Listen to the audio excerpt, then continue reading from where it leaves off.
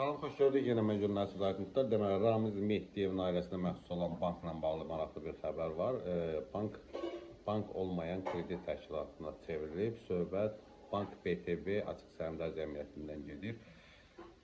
Bu 5 mart 2026-cı ildə əslində Mərkəzi Bank tərəfindən onun bank olmayan kredit təşkilatına çevrilməsi ilə bağlı verdiyi razılıqdan irəli gələn fəaliyyətdir. Amma bankın 74,99%-i Ramiz Mehdiyevin gəlini olan Mehdiyeva Nigar İsmail qızına, 19,01% isə Sadiq Rıza İsmailoğlu'na məxsusdur. Həmin bu Rıza İsmailoğlu Nigar İsmail qızının qardaşıdır. Digər 6%lıq kiçik bir pay isə Mahmudova Tükəzban ağa qızına məxsusdur. Xatırladaq ki, Bank BTB-nin, yəni Nigar rəhbəri olan Nigar İsmail qızı Mehdiyeva prezident administrasiyasının sabiq rəhbəri, Amiyan keçmiş prezidenti dövlət çevrilişinə cəhd etdiyi olan Ramiz Mehdiyevin gəlinidir.